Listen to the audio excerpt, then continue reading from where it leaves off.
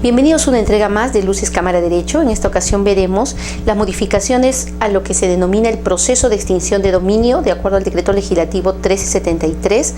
que está vigente desde agosto del 2018. El proceso, que será materia de comentario, ya estaba previsto en el ordenamiento procesal peruano desde el año 2004. Sin embargo, se denominaba como procedimiento de pérdida de dominio. Hoy día, con el decreto legislativo 1373, se establece un proceso de extinción de dominio que presenta algunas características singulares.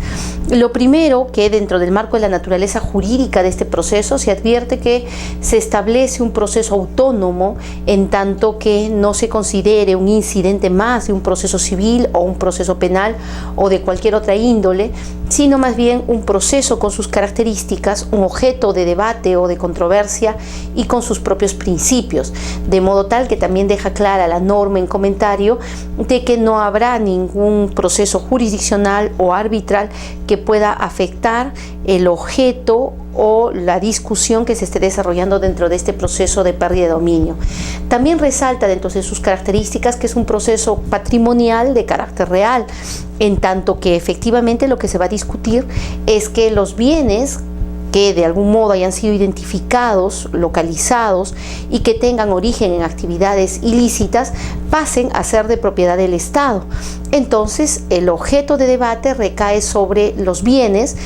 su origen,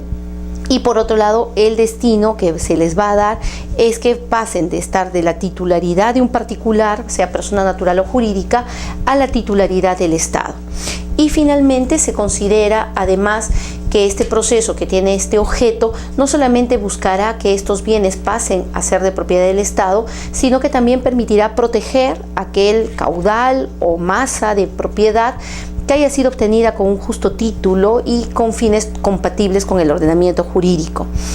La sentencia que surja de este proceso dará origen a un derecho, establecerá una situación jurídica distinta, por lo tanto es una sentencia constitutiva que puede adquirir condición de cosa juzgada. Cuando hace referencia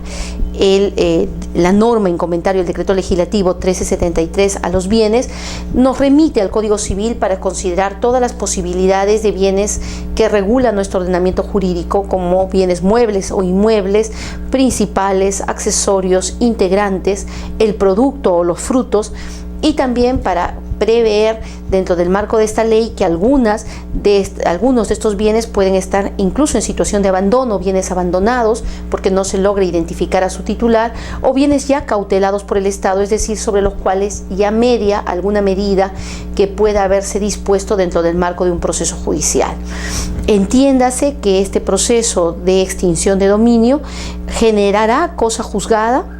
una sentencia con carácter inmutable, que cabe la posibilidad de ser ejecutada, pero además que también podrá ser afectada por aquellas decisiones que en otros procesos se hayan adoptado ya sobre estos bienes y que hayan adquirido la condición de cosa juzgada, en la medida que exista identidad de sujetos e identidad de hecho,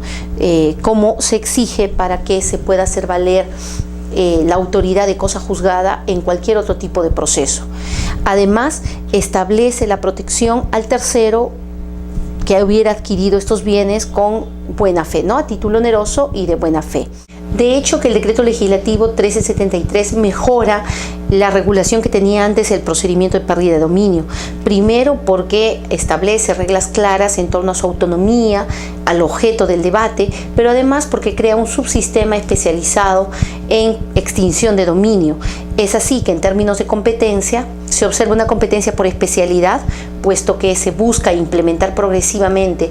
juzgados y fiscalías especializadas en extinción de dominio, pero además una competencia por territorio que determina que el juez competente sea aquel donde la fiscalía inició su primera indagación sobre los bienes, o también, si se tratara de bienes ubicados en distintos lugares, será el juez que previno, es decir, aquel que conoció la primera demanda. El proceso de extinción de dominio tendrá dos grandes momentos: aquella etapa de indagación fiscal que se puede iniciar a pedido de parte, principalmente de aquellas entidades que están obligadas a reportar situaciones sospechosas, como también el tema de la actuación de oficio del Ministerio Público, que podrá dar lugar a esta primera fase que busca en primer lugar, identificar los bienes, localizarlos, establecer los medios de prueba que permitan determinar el origen ilícito de los bienes, que tratándose de casos comunes, normales, no podrá llegar a durar más de 12 meses y en casos complejos no más de 36 meses. Esta etapa de indagación previa de parte de la Fiscalía podrá llevar a dos decisiones. Uno, que se plantee una demanda ante el juez especializado